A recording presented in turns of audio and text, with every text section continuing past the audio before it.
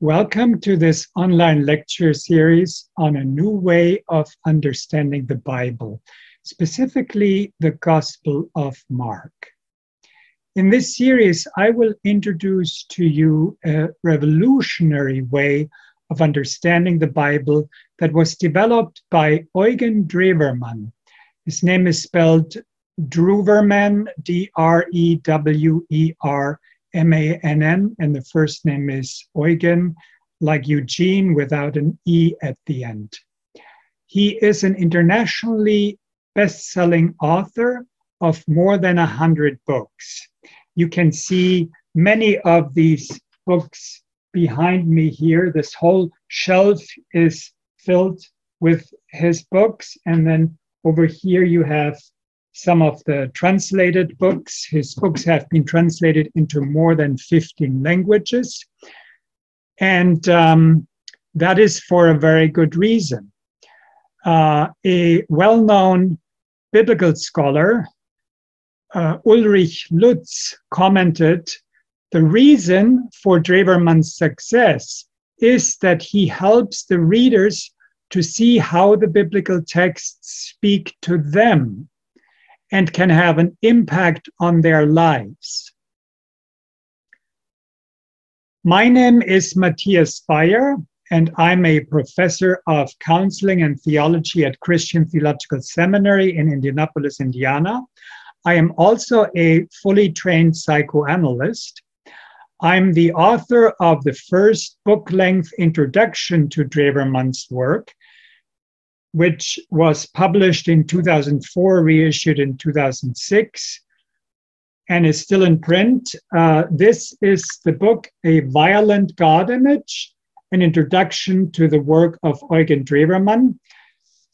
What this book basically does is it shows how Drewermann deconstructs the violent God images that many of us grew up with. Drewermann shows how traditional readings of the Bible and of the symbols of Christianity have been misused to spread fear rather than trust, and especially have led people to not trust themselves. Among Drewermann's most important books are commentaries on the four Gospels, and in this lecture series, we will take a close look at the refreshing interpretations that he makes of the Gospel of Mark. He wrote 2 volumes on that Gospel. Here's the German volume, the first one. This is the Gospel of Mark, Images of Redemption. It's a big tome, and there is a second volume of this commentary as well. One of the best-known biblical scholars here in the United States, Marcus Borg, wrote to me a few years before his untimely death the following: "As you know, I admire his," meaning Drewermann's, "work, his insights." There are many other biblical scholars that are keen on seeing Drewermann's work published in English. There are only 4 smaller volumes published in English, and Drewermann is known for developing depth psychological interpretations of biblical texts. The 4 volumes in English are right over here. I'll show them to you. This book, Discovering the Godchild Within, is an interpretation of the Luke infancy stories about Jesus. Then perhaps his internationally most translated book is this interpretation of The Little Prince, Discovering the Royal Child Within.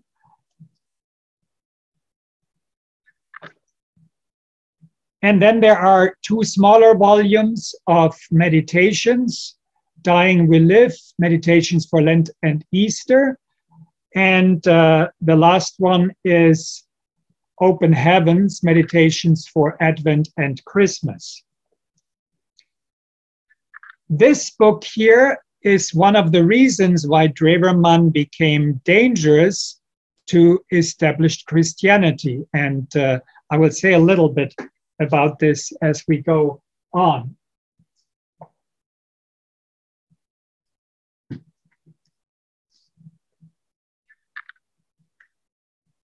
Drewermann's way of interpreting biblical texts empowers readers because it makes them, and not religious officials, the authority of what the Bible means.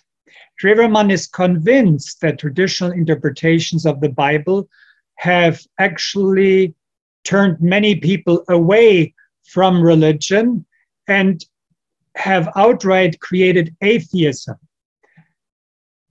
We will, in this lecture series, come back to this sometimes, and we'll see how he develops an experience near alternative to interpretations that have not been helpful. He interprets texts in ways that are rooted in the experience of people, actually. And much of what he developed and much of what he learned about the Bible, he learned actually from people who were in psychotherapy with him or who sought conversations with him while he was a priest. Drewermann looks at what psychological, existential, and spiritual needs are addressed in biblical stories. And he looks at what this Bible has to say about us being human. And these needs, the psychological, the existential, the spiritual needs, are at the heart of us being human. Drewermann reads the biblical stories like poetry, like stories that we as readers can identify with. When we read a poem, we don't ask, did this really happen historically? Did this really happen factually? But we still find meaning in these poems. Similarly, Drewermann reads the biblical stories that are even known not to have a historical factual basis in that way, because he actually believes that many of these stories were not written like newspaper accounts, but rather they were written with the intention of evoking certain experiences that we as humans, with our awareness of death and our longing for love, are looking for. And so these symbolic stories address the deepest concerns that we as humans have. Now, Drewermann argues that because we are aware of our own deepest needs and concerns, that we as human beings are the actual experts of on what the Bible, what these sacred stories would mean. I do need to mention here that Drewermann is not just a well-known interpreter of the Bible, but also of classic pieces of world literature. He has written works on Hermann Hesse, on Dostoevsky, on Antoine de Saint-Exupéry's The Little Prince, as I just showed you, also on Herman Melville's Moby Dick, and over 36 Grimm's fairy tales. He actually argues that we need to learn from fairy tales how we should understand the Bible. Not because fairy tales are just fairy tales, but fairy tales actually are also dealing with the deepest longings that we have. And so he has interpreted fairy tales in depth psychological ways as well. Drewermann has appeared twice with the Dalai Lama in Zurich at the ETH, where Albert Einstein also was a student.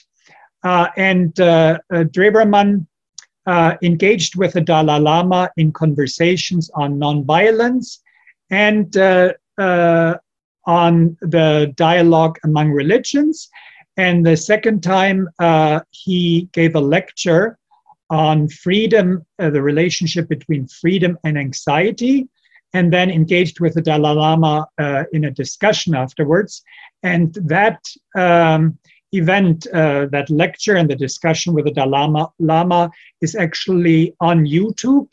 It is one of the few times that Drewermann actually speaks English, and he gave the lecture in English. It's not a polished English because he's really not a native speaker. So if you watch it, you would have to sort of be expecting a person who is able to read English. And so he pronounces things not always in the way that a native speaker would pronounce. But still, the content of the lecture is very significant. And it touches actually on points that we will see him talking about, especially in the introduction to the Gospel of Mark, because freedom and anxiety are at the heart also of religious stories. The YouTube video can be seen on the Drewermann Kanal, K-A-N-A-L, Drewermann channel on YouTube, which has a lot of Drewermann's videos. He currently is doing a lecture on the justice system and Christianity, and is looking at how Christianity, in many respects, has produced the kind of punishment system that we are today having. And he is arguing that this is actually in contrast to the way Jesus approached people. And there are also a few other videos that have English subtitles. I also have a couple of sermons on that channel that illustrate Drewermann's method of interpretation. Now, Drewermann, among many of his accolades that he has received for his experience near and healing and liberative interpretations, are the International Hermann Hesse Prize, the International Albert Schweitzer Prize, and the Erich Fromm Prize. Because Drewermann believes that our own psyche and our own interpersonal relationships have really so much in us that we need to understand in an immediate way religious stories. Because of that, he empowers us as persons. Now, this is also the reason why Drewermann got in trouble, because there arose a very public conflict in Europe around him in the late 1980s and early 1990s, which made Drewermann appear on the covers of Der Spiegel and many other magazines. He became a #1 bestseller in France when he published a book on clergy mentality that actually anticipated a lot of the analysis that we're seeing today around the child sexual abuse by clergy. This book was called in German Kleriker. It's this book, as you see, I have heavily used it, Psychogram of an Ideal. And this book has been translated into a number of languages, including Spanish, Portuguese, Italian, and many other languages. And here is the French version, Les Livres Baumes de Drewermann, was this book called. And there is an interesting tidbit of information here. When it came out at that time, the newly issued Catechism of the Catholic Church was on the bestseller list in France, #1. And then this bomb came out and pushed the Catechism of the Catholic Church from spot 1, and Clerica became #1. Now, why did his interpretations become so controversial? I have also written the biography of Drewermann, which is available in German. I'll show you that here. And I talk in detail about why Drewermann became so controversial.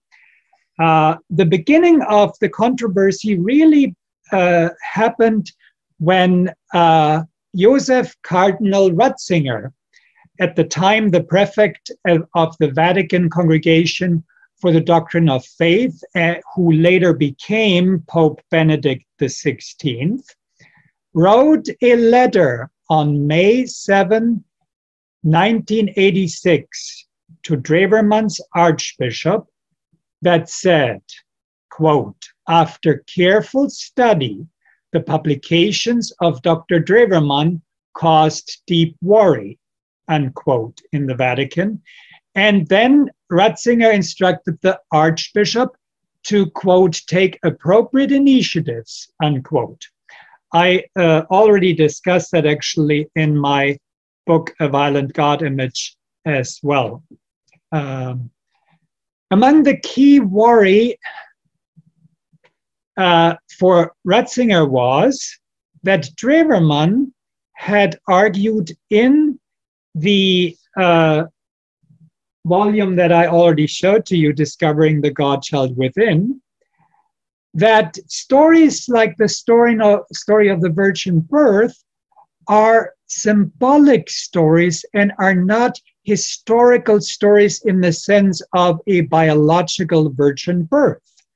Drewermann was himself a priest, and he was a systematic theologian in the Catholic Church, taught systematic theologian.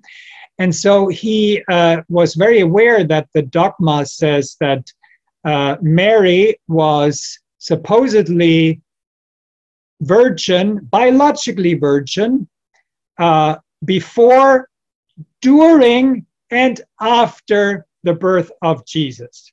Now, most scholars and most theologians today really don't believe that this is a biological story, that it's meant biologically.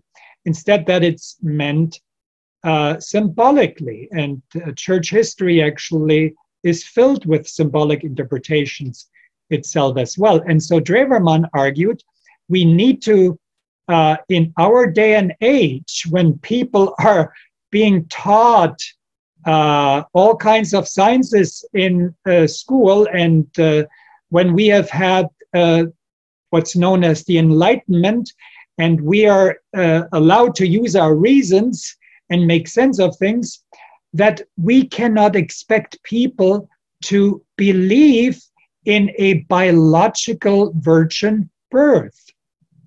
And we're not talking here about cesarean section. That's not what the Catholic Church means by this, or what other churches also mean by this, if they ask people to suspend their reason and just believe that this happened biologically.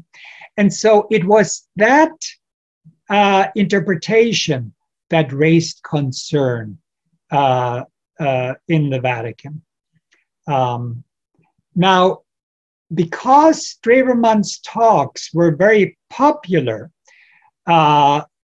when Drewermann's Archbishop started to interrogate Drewermann and threatened disciplinary measures, people actually went on the street. People protested in front of diocesan offices in Germany. And theologians, over 140 theologians, wrote a letter of protest in as early as 1990, when there was a threat that Drewermann might be silenced officially as a theologian. But after 5 years, from 1986 to 1991, eventually, when it was clear that Drewermann was not going to recant his interpretations, the Archbishop stripped Drewermann of his license to teach theology in Paderborn at the Theological Seminary, and in the following year suspended Drewermann from being a priest, or from really suspending him from being allowed to act out his priesthood. So Drewermann eventually in 2005 actually left the church, which he did while he was on a primetime TV show in a discussion, in a talk show. And he announced it, and he said that he really thinks that the church in many respects has done the opposite of what Jesus had wanted. And he had stayed as long in the church because he had tried to change things from within. I believe that one of the reasons that he eventually left was when Cardinal Ratzinger actually became Pope Benedict XVI in 2005. That kind of was the last straw. Now, why, though, is this kind of interpretation so dangerous? Why is the church afraid? And not just the Catholic Church, but even other churches have dogmas that they say you have to repeat exactly in this way. Otherwise, you cannot call yourself a follower of Jesus. Otherwise, you cannot call yourself a Christian. Drewermann argues that Christianity is not a dogmatic religion, actually, if it follows Jesus. Christianity is, in many respects, a poetic religion. Jesus was a poet, he was a prophet, and he was a healer. That's what Drewermann believes. Now, the kind of interpretation, the method of interpretation, though, itself was a threat. And that's what I want to focus on a little bit for a moment, because the threat lies in the fact that if you argue, like Drewermann does, that we have in ourselves the symbols and the experiences that help us understand what a biblical story means, then you basically cut out the middleman. You don't need priests, you don't need the church hierarchy to tell you what a text means. And so Drewermann touched on the monopoly that churches have claimed for centuries on what the gospel text and other biblical texts mean. He argues that it is our own experience that actually brings these texts back alive. One of the metaphors that he uses for that is that we can think of biblical texts, of sacred texts, as embers of a fire that was on at some point, like people were inspired around the way Jesus spoke. Jesus himself spoke in parables. He spoke poetically. And Drewermann sees these biblical stories as basically embers of previous experiences.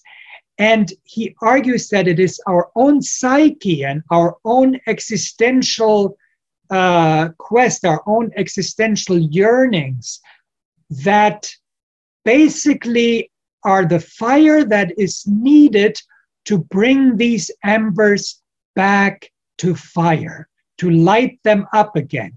It is us, our experiences, and our symbolic capacity and our ability to have infinite yearnings for value, for love, that bring these texts alive. And so we have to listen to people to understand the Bible. This is where Drewermann is very closely connected to liberation theology, which also argued we have to listen to the experiences of the poor, of those in need, to understand what these texts mean. Drewermann believes that we all, though existentially, in some respect, are poor. And if we see ourselves in this way, if we see ourselves, and what he means with this is that we are all aware of our death awareness. We all are aware that we are limited. And it is these things that actually are the reason why we have religion in the first place, because we are looking for answers to, well, what happens when we die? And not just concretely, like in terms of after death, but we also have losses here. And we are dealing with the very question of meaning. Somebody slights us, and we might feel that we're not valuable anymore. Somebody says something about us that is not true, and we feel maybe insecure. We're losing a loved one. So there are many experiences that we have, but also in many respects, the very common experiences of depression, of anxiety, of panic, of being paralyzed inside, of phobias, of all kinds of psychological ailments that actually can find some helpful responses from these biblical texts. So the healing stories are not supernatural magic acts by the super powerful Jesus who is the magician. That's not what the Bible wanted to talk about. The Bible talked about how Jesus talked about God in a way that made people again regain their senses. They were able to see with their own eyes again. They were able to stand on their own feet again. They were able to take with their own hands again. They were able to hear with their own ears again. They were able to stand on their own feet again. That's what the biblical healing stories talk about. Now, while Drewermann developed all of this within the Catholic Church, and while he has been compared actually with Martin Luther, because he kind of was as controversial in Germany as Luther was at the time, at his time. Time Magazine International reviewed Drewermann's clergy book, and then also compared Drewermann with Martin Luther. And while Drewermann himself doesn't like necessarily to adopt these comparisons himself, I think there's something of a kernel of truth there, because Luther tried to make the Bible accessible for everyday people. He said we can't just have the Bible in Latin and read it that way and have people not understand it. We have to translate it. And so Drewermann also is translating the Bible based on the language actually of the people. That's what he is doing. And in that sense, the comparison is accurate. But in Protestant churches as well, the Bible is often taken in a literalistic way, where it is also sort of misunderstood as talking about physical acts that it really does not actually talk about. Now, Drewermann developed his method partly because he has been keenly aware that the Bible very often has been misused. today, a lot of scholars talk about how the Bible has been misused, and they're also reinterpreting the Bible, for instance, in ways that is post-colonial, that fights racism, that fights misogyny, and so on, fights homophobia. So there has been a lot of good work being done.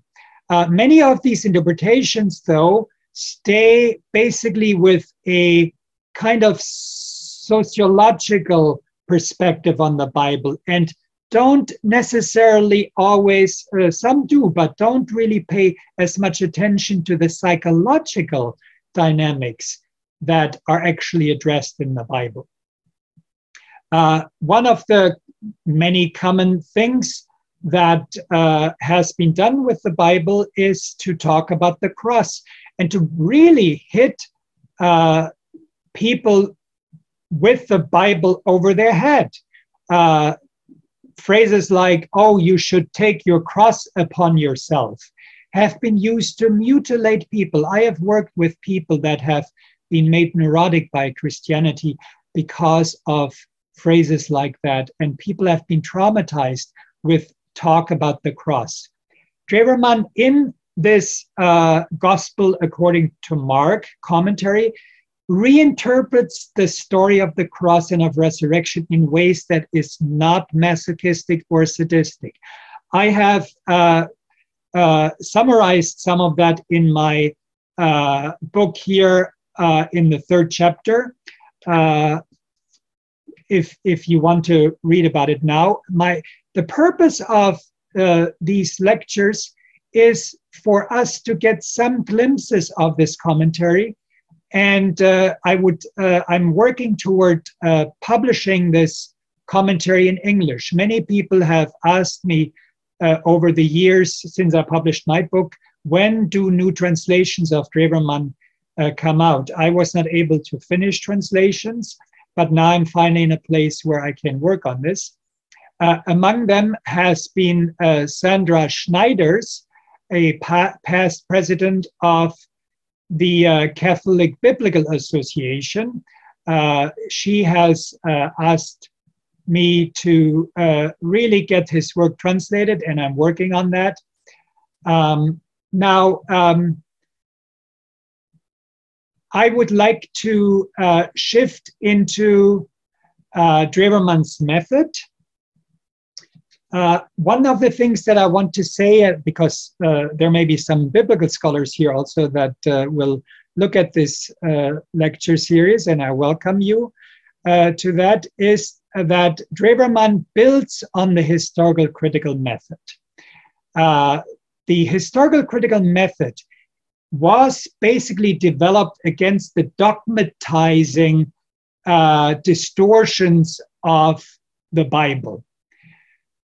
For a long time, the church had sort of the monopoly on interpreting the Bible, and it read a lot of things into the Bible. And in the 18th century, 19th century, a research on the historical Jesus developed, and a new method of interpreting the Bible was created, the so-called historical critical method. Now, that method was first fought tooth and nail by the Catholic hierarchy, but also by evangelical Protestants, and by also originally even by all Protestant churches, because it touches on the sacrosanct views that have been cast in forms of dogmas. Now, what this historical critical method does is it looks at the texts really historically. It looks at using literary theory, using different forms of criticism, textual criticism, form criticism, a lot of different things that I will not go into as much now. There are textbooks on biblical exegesis, on method that you can look up. But the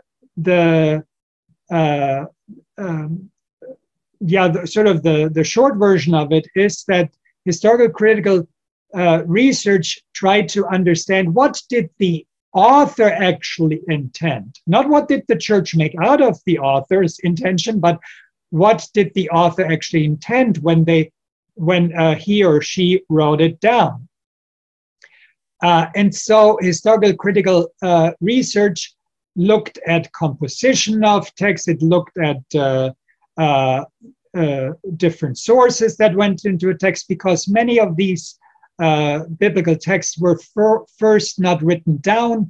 They were orally transmitted and only written, like, for instance, the Gospel of Mark was probably written somewhere around 67 to 70 of our common era. So about 30, 40 years after Jesus had died already.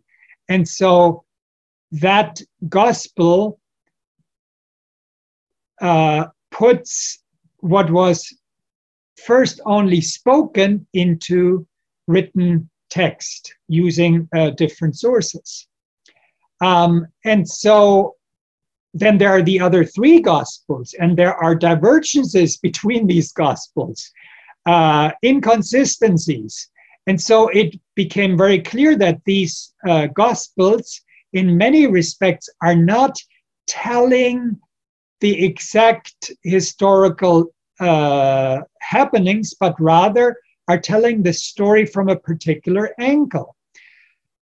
Now, as a result of the historical critical research, scholars realized that actually very little in the Bible is historically reliable information. And so that really shook the churches, and that is why they opposed it for a long time. Today it has been integrated, but still it has been to some degree ignored.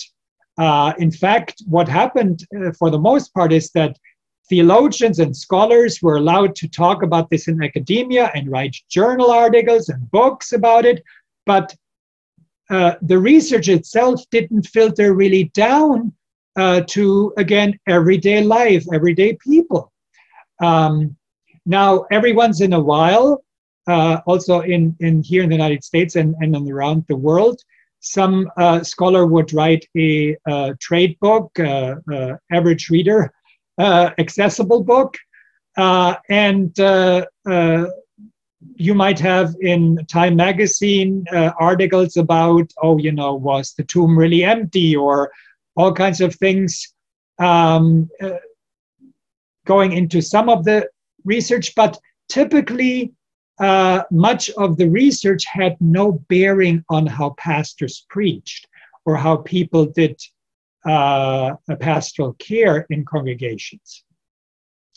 The historical critical research created a dilemma, because if so much of what is in the Bible is historically probably not something that happened, or at least is not reliably supported, then what are these stories about?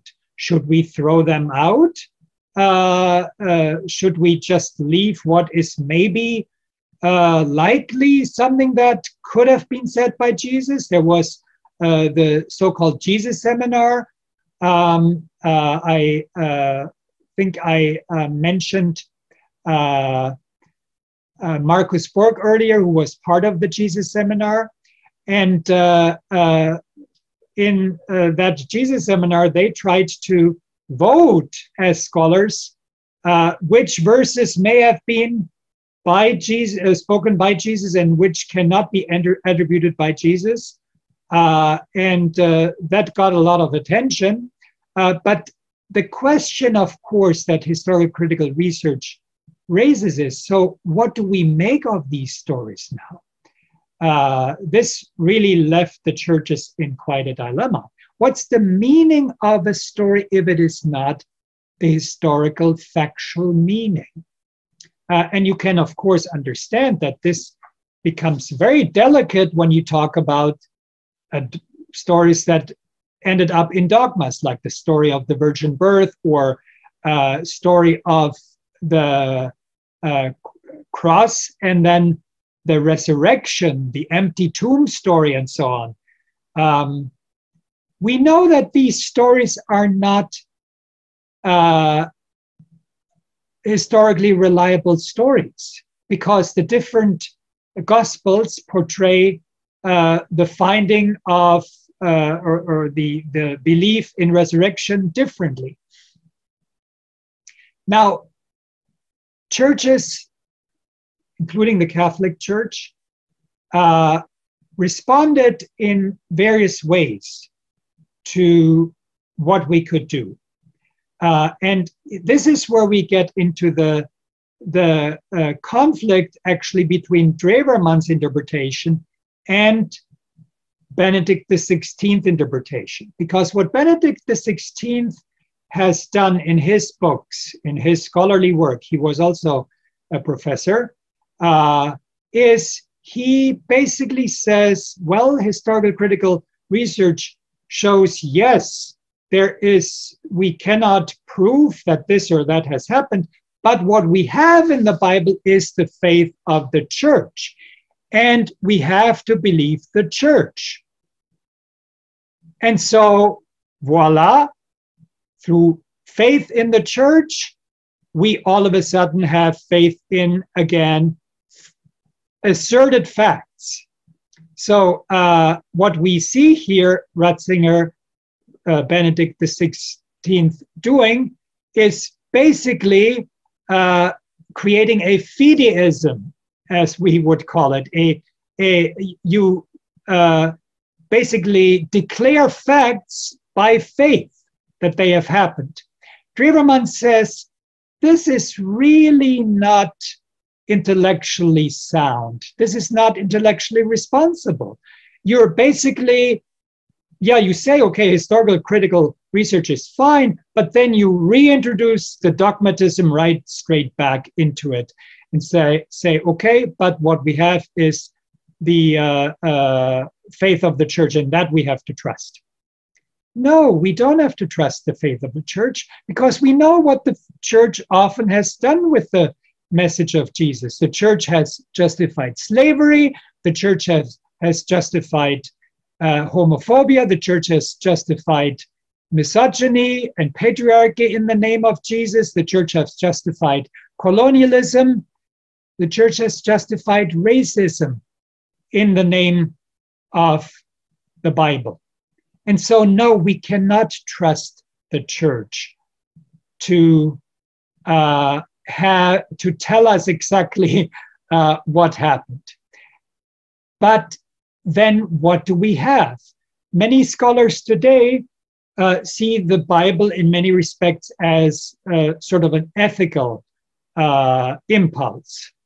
The Bible as a inspiration for social justice work.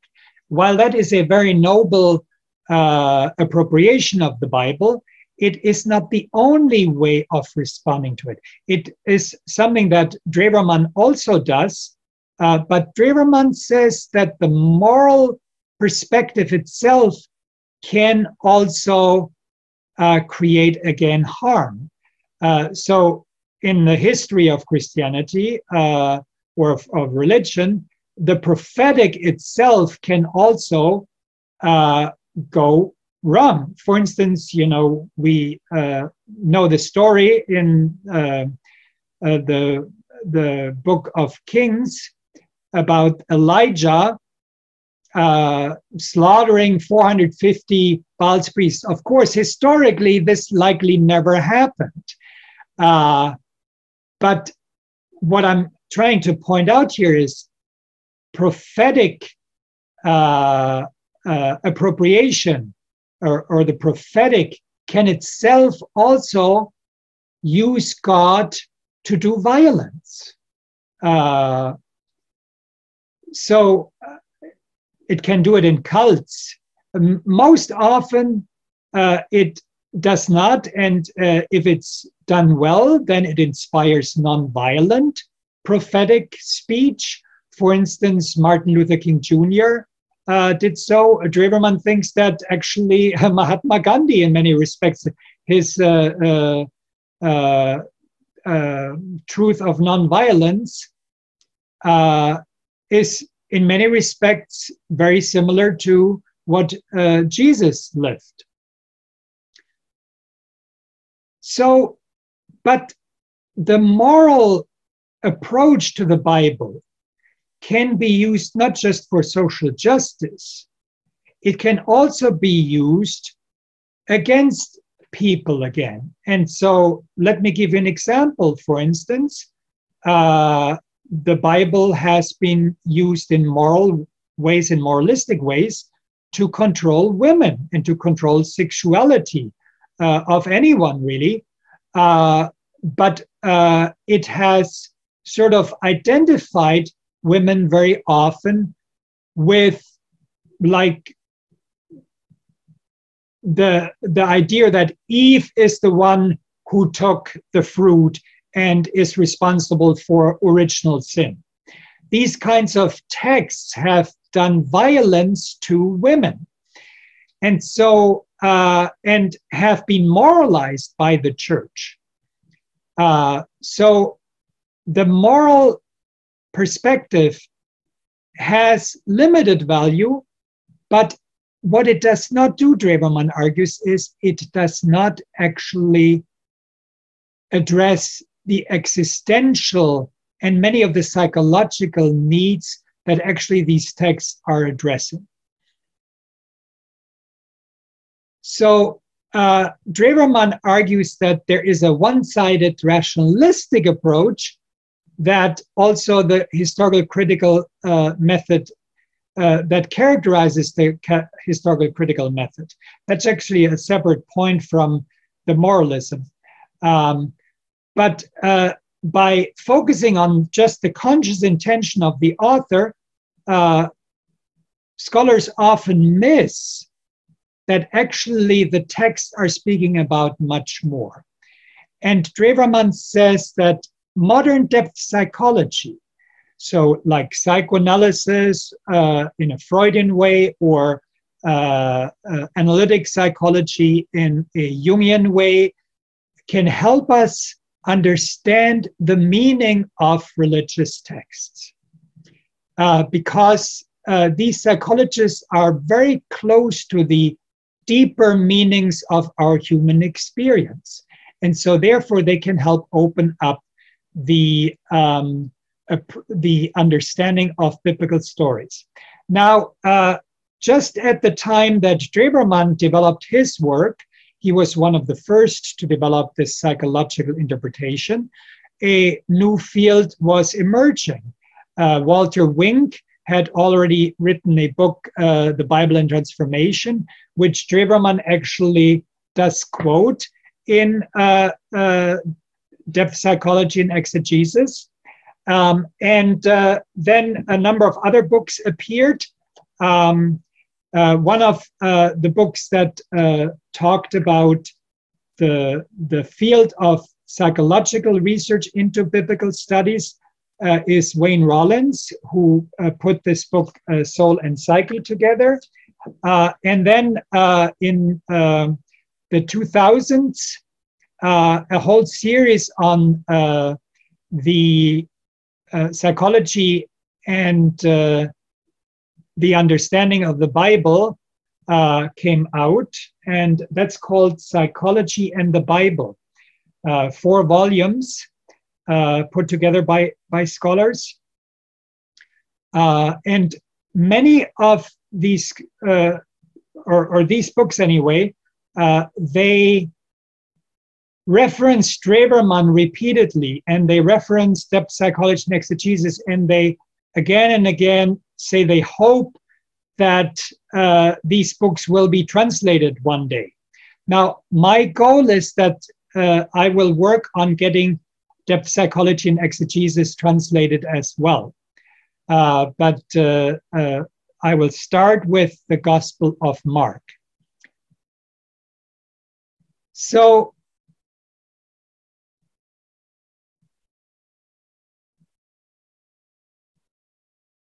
I will now go into the beginning of the Gospel of Mark. Drewermann just a little bit about the kind of way he sees the human being, really, how he sees our needs and the different dimensions of being human.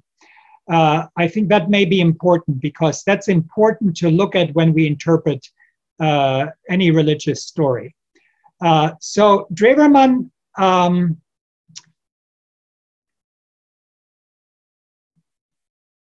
looks at several levels. Of course, there's the biological level, and we can sort of illustrate that around the experience of death.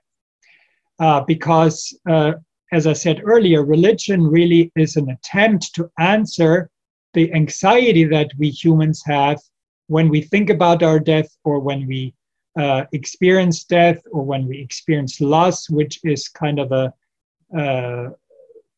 whether it's a loss due to a death, or an ability, or a person that we have lost. Those are all forms of death as well. They're reminding us of our nothingness, as existential philosophers have put it. But so death, we experience death on many different levels. We experience death on a biological level, and the fear of death, that's the fear of physical death.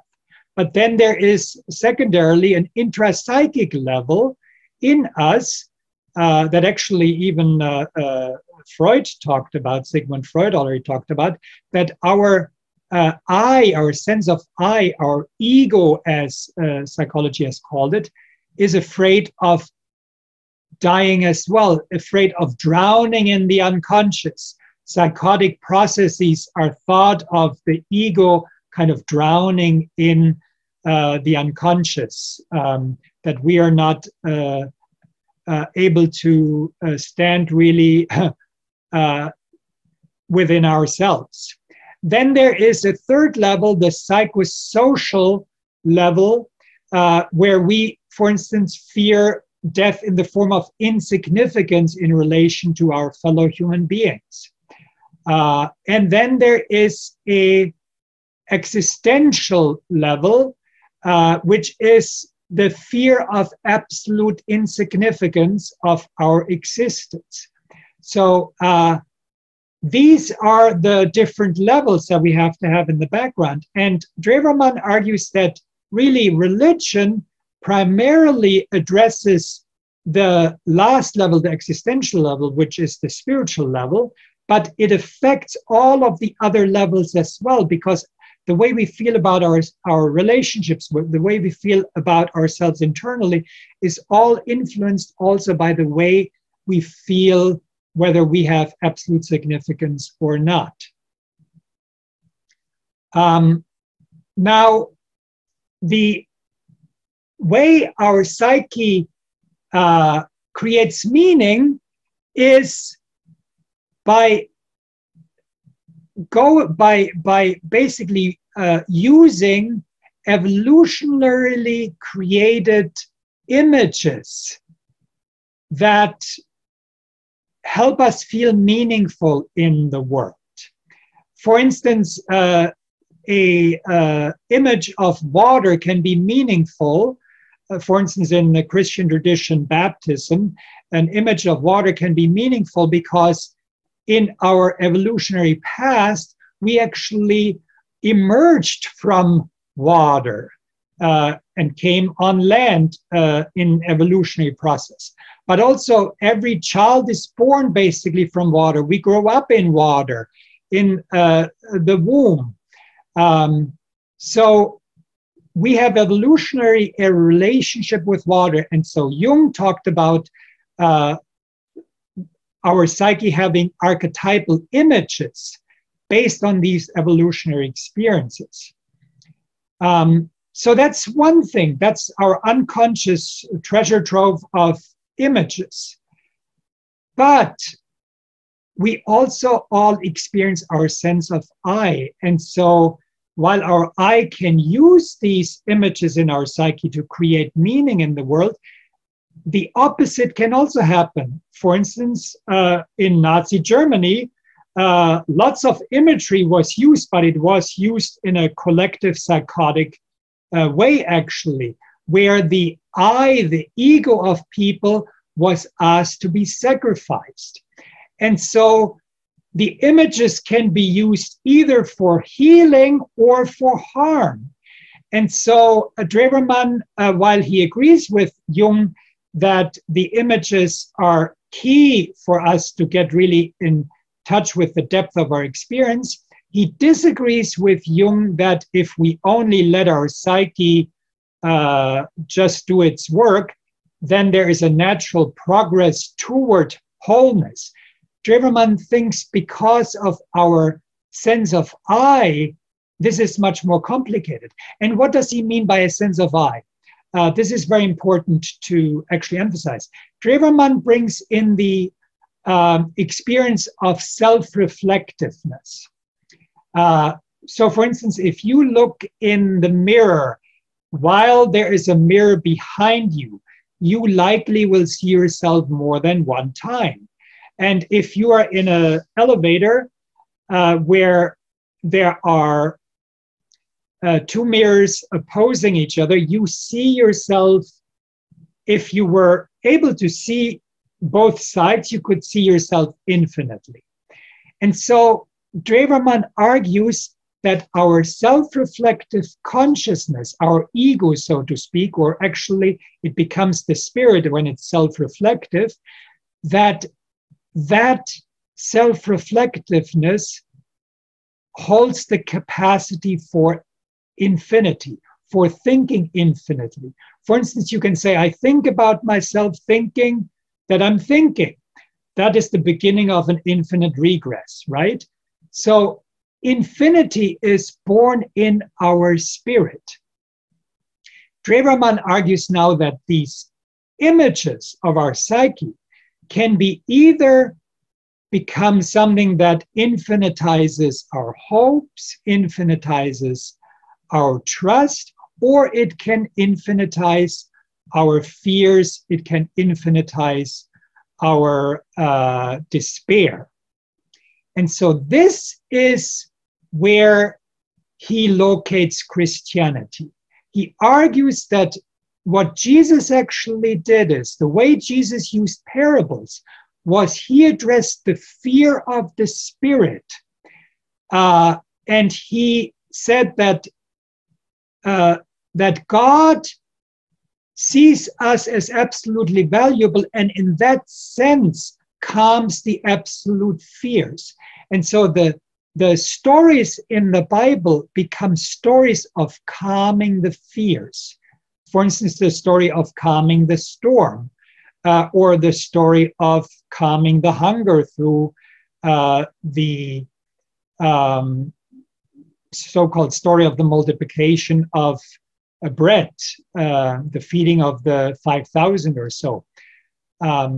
So this gives you a little bit of an introduction to Drewermann's method. Now, I do want to start reading the beginning of his commentary.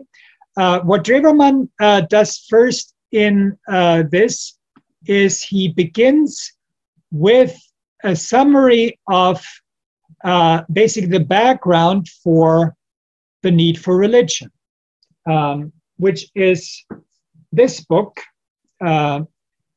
This was his first major work, Strukturen des Bösen, or Structures of Evil in English. And I described that in the first chapter of A Violent God Image concisely.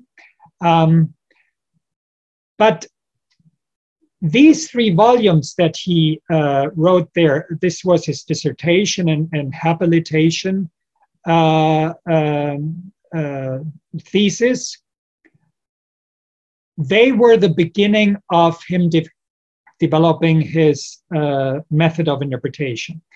And so there he sees the story, the so-called story of the fall. He sees it as a story of despair.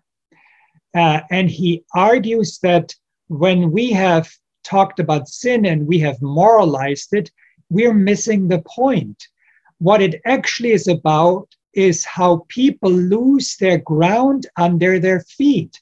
And then they're trying to hold on to anything in the world to give them some absolute footing. And that is what the taking of the fruit basically means. So let us listen to what he says here. This is basically the introduction to these two volumes of the commentary on the Gospel of Mark. On the commentary of the Gospel of Mark. This first subheading is called the Yahwist Primordial History, or the Tragedy of Human Existence. Yahwist is one of the writers of the first book of Moses, or Genesis.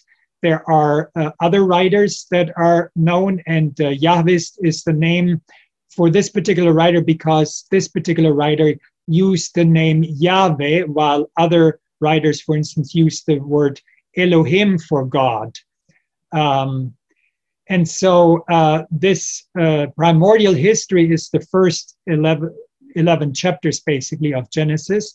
And Drewermann only talks here about the Yahwist version of that, which historical critical research has teased out.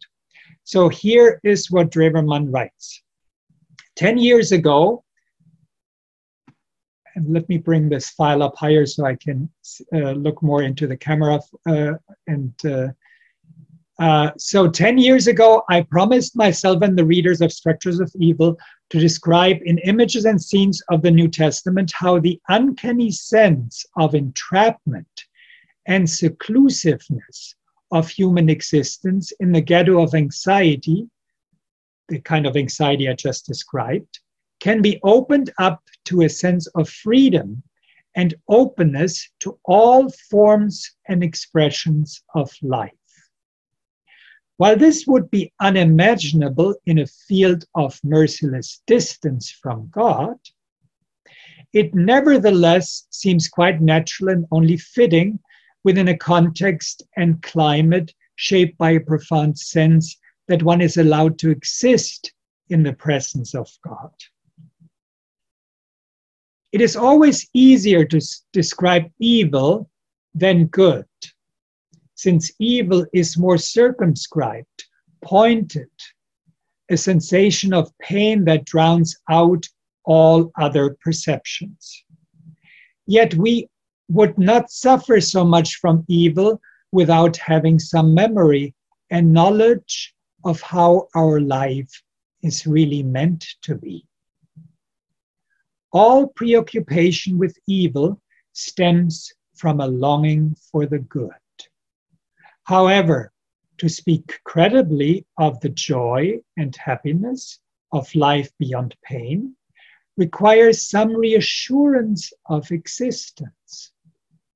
The truth of human existence, in a certain sense, is much more mundane, less dramatic, and simpler in its diversity and richness than the many complications and distortions of despair and unhappiness. In that sense, to get close to the meaning of the gospel, we must first have worked through our way through the topic of evil. Only the redemption we have experienced in our own life will help us understand how biblical texts can serve the liberation and healing of people. If the interpretation of a sacred text wants to be more than philological approximation, if ever it is or should be a religious encounter, then interpretation is at the same time awareness that we ourselves are involved. And that in interpretation, we must proclaim a certainty of something that we ourselves experienced when we were faced with the choice between healing or misery. The experience of the experience my book Structures of Evil reflected on could be summed up as the conviction that all misfortune, all disease, all suffering of human life can be traced to the fact that we humans inevitably become aware of the contingency of our existence without feeling supported and held by something absolute. The term contingency here means us experience ourselves as contingent, as not necessary, as basically marked by nothingness, because we are born without us having done anything to be born, and we will die without us being able to prevent that. Our contingency is our nothingness that we always have with us in a way. How people find a way out of the free fall of alienation back to themselves through experiences that change everything, and how they may regain once again a calm trust into the foundations of their existence. That will be the theme of Images of Redemption. And to begin with, of the interpretation of the Gospel of Mark, which is characterized centrally by the idea of a battle between the realm of God and the power of evil. What actually turns people evil?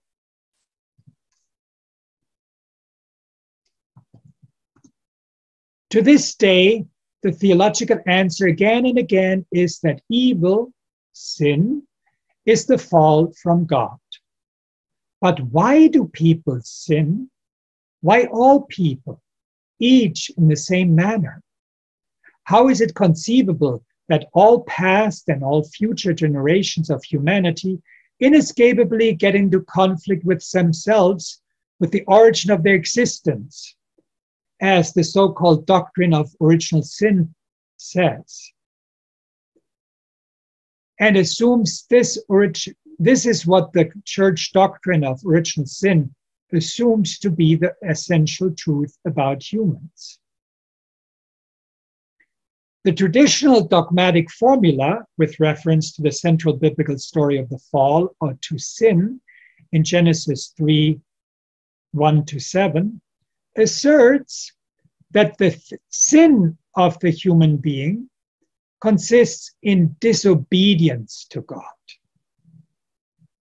But this confuses the symptom with the cause. Nothing could be further from the picture that the Yahwist writer portrays with great empathic ability about the humans in the scene of the temptation. The problem of the condition humaine is not that humans did not want to obey God. Rather, if we take a closer look, the exact opposite is true. With great effort, the woman in Genesis 3, verse 3, attempts to recall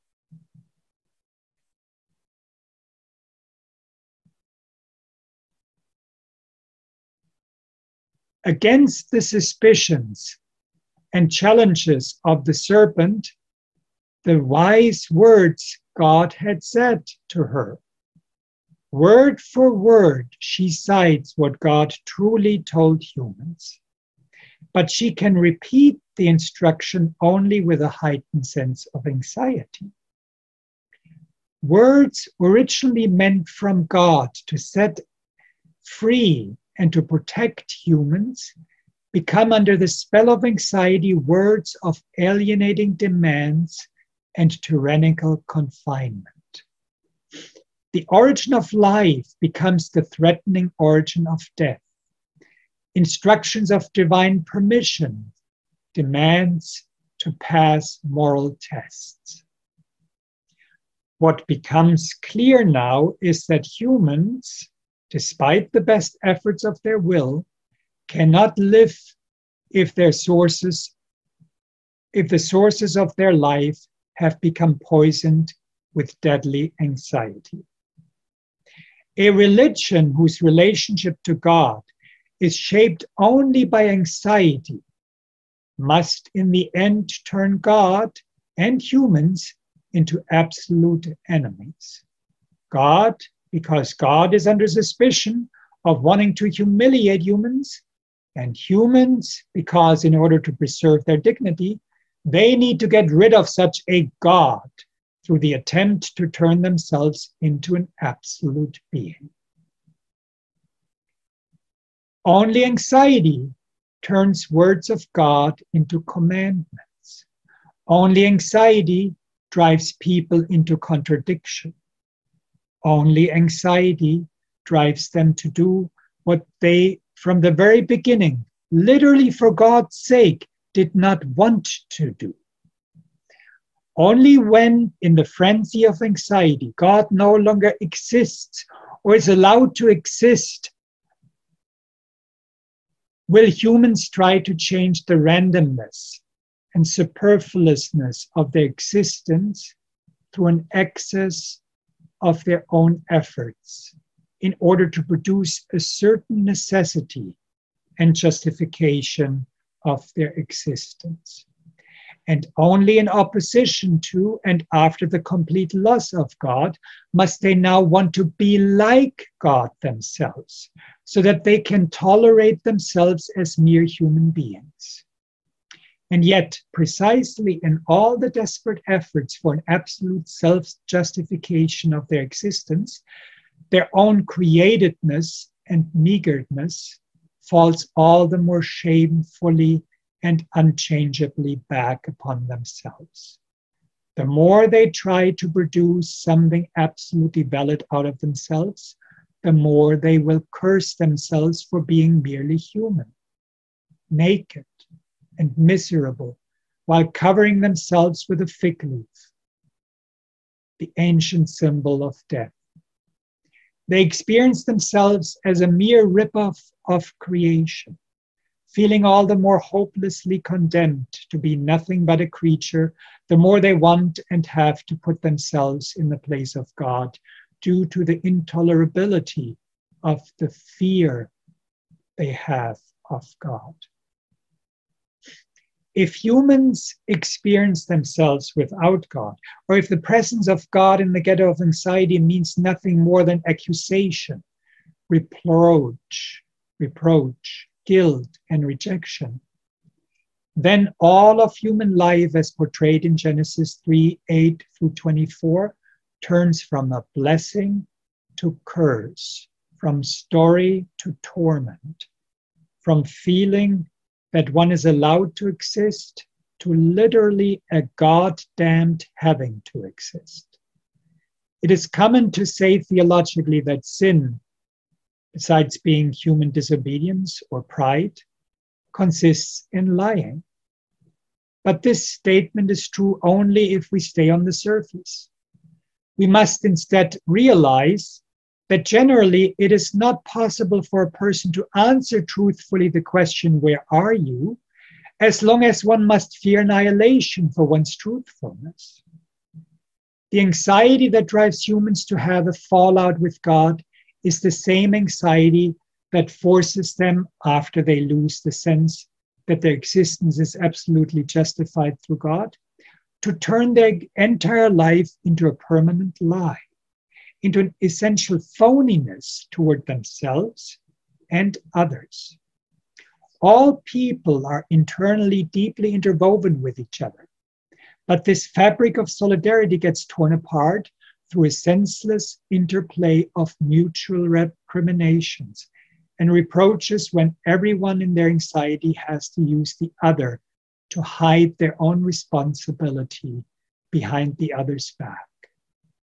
Especially the togetherness of man and woman, originally the most beautiful blessing of the highest happiness of experiencing the world as paradise, disintegrates through the stranglehold of anxiety into a reciprocal relationship of power, oppression, and domination, accompanied with all forms of patriarchal dependencies, humiliations, and veiled forms of revenge and hate.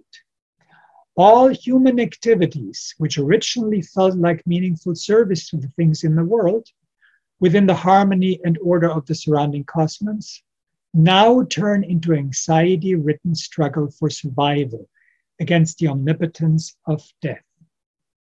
Yet, death inescapably will sooner or later take back all the beauty and splendor of human existence and turn it to dust.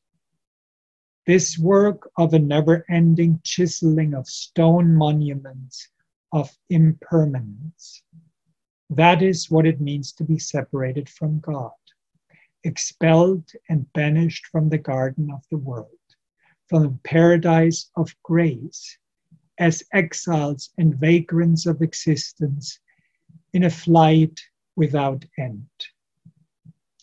All structures of existence signify in their createdness then a terrible burden, an unbearable imposition for humans, as long as they have to be lived in contradiction to God and in separation from God.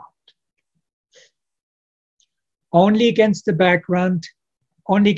background, can one understand the meaning of the enigmatic and usually inaccurately or insufficiently interpreted commandment of God that people should never gain the knowledge of good and evil. Instead of reading the Hebrew text as it stands, one reads into it that the knowledge of good and evil is to be understood as a determination of what is good and what is evil, as if the sin of humans consisted in claiming moral arbitrariness and wanton high-handedness.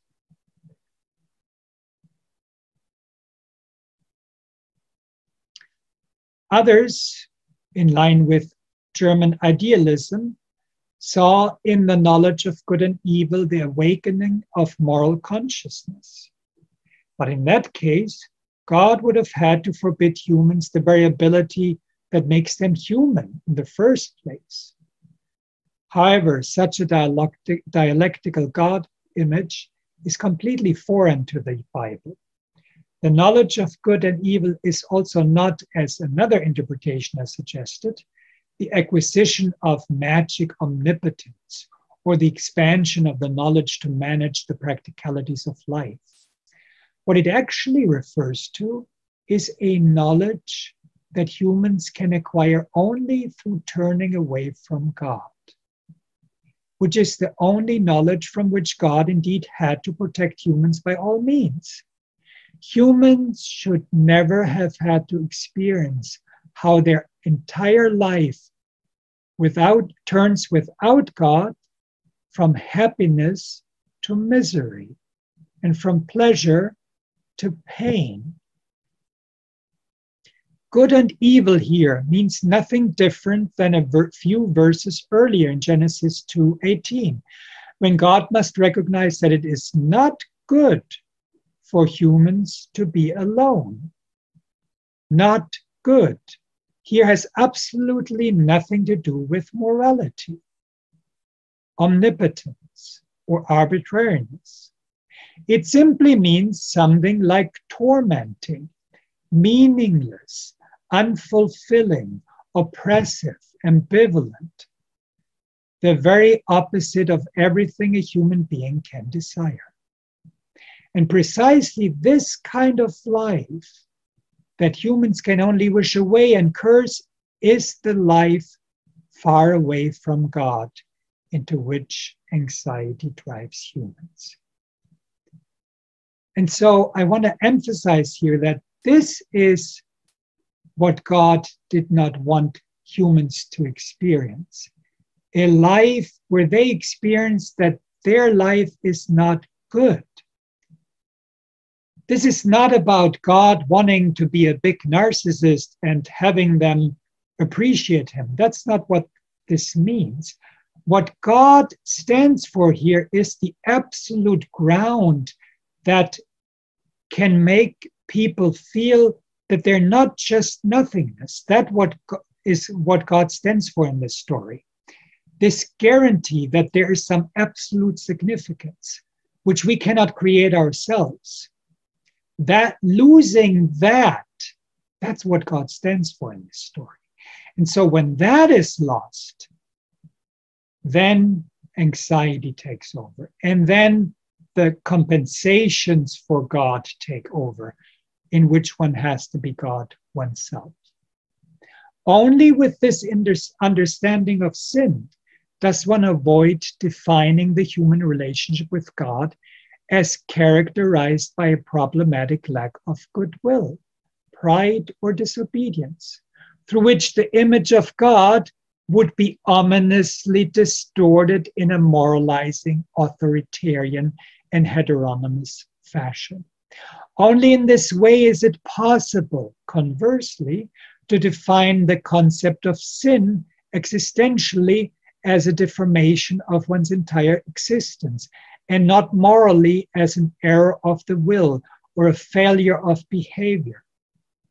Above all, only in this way is it possible to avoid that religion itself degenerates to an institution of heteronomy, internalized violence, and heightened anxiety.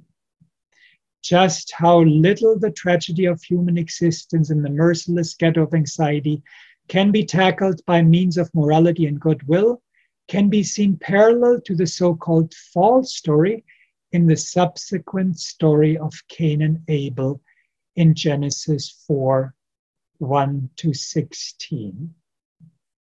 Here too, we encounter people who try to cast their lot with God using their best intentions, but who are quite unable to do so in the field of anxiety. I will stop the lecture here for today.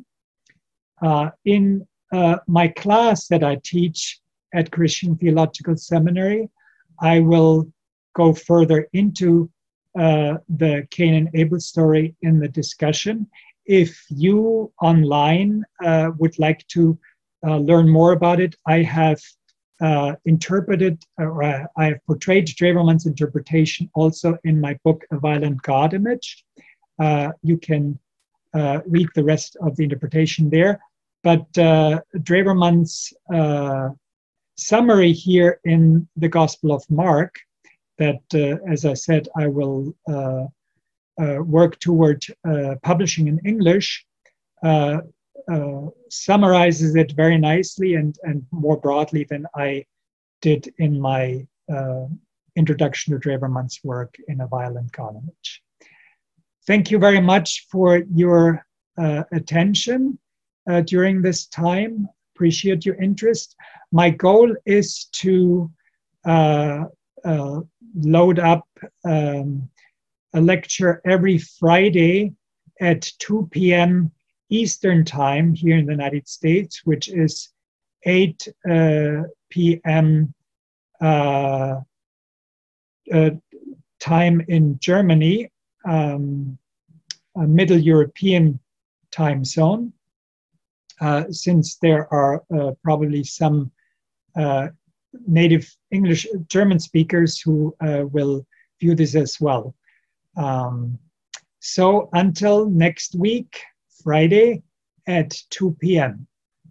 I wish you a good week. Thank you.